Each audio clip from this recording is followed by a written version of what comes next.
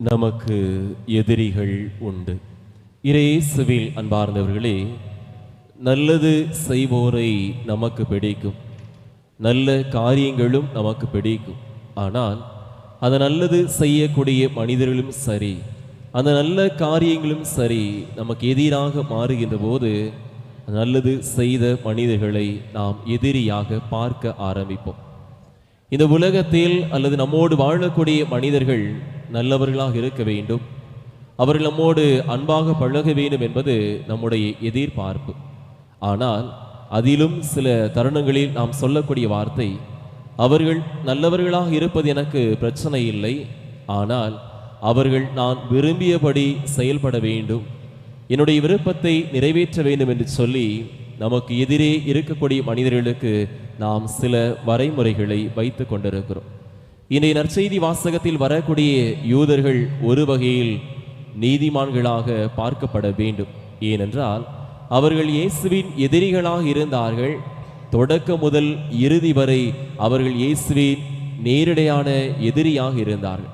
இந்த இடத்திலும் அவர்கள் இயேசுவை மறைமுகமாக ஒழித்துவிட திட்டம் தீட்டவில்லை. நேரடியாக அவர் மீது கல்லெறிய பார்த்தார்கள், அவரை ஒழித்துவிட பார்த்தார்கள், அவரை எதிர்த்து பேசினார்கள். ஆனால் இன்று நாம் வாழக்கூடிய இந்த சமூகத்தில் இருக்கக்கூடிய பல்வேறு மனிதர்கள் நமக்கு எதிராக முகத்திற்கு முன் ஒன்றும் முதுகிற்கு பின் ஒன்றுமாக பேசி கொண்டிருக்கிறார். யார் நமக்கு எதிராக குழி பறித்தார்கள், யார் நமக்கு இத்தகைய தீங்கை செய்தார்கள் என்பது எல்லாம் நடந்து முடிந்த பிறகுதான் புரிகிறது, தெரிகிறது, இவர்களா நமக்கு எதிராக செயல்பட்டார்கள் என்று.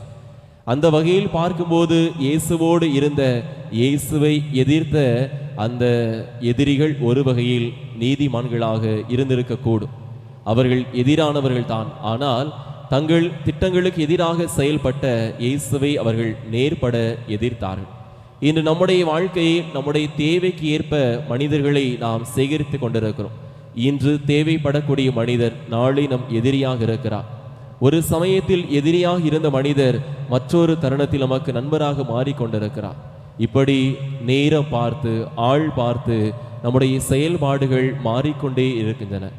இத்தகைய செயலை செய்யக்கூடிய நாம் அந்த யூதர்களை விட கீழானவர்களாகத்தான் இருக்கிறோம்.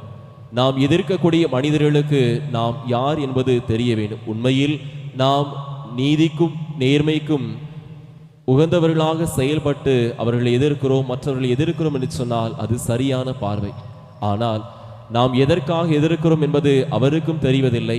அவர் முன்னால் ஒன்றும் பின்னால் ஒன்று பேசி நாம் மற்ற மனிதர்களுக்கு எதிரானவர்களாக இருக்கிறோம் என்று சொன்னால் அது சரியான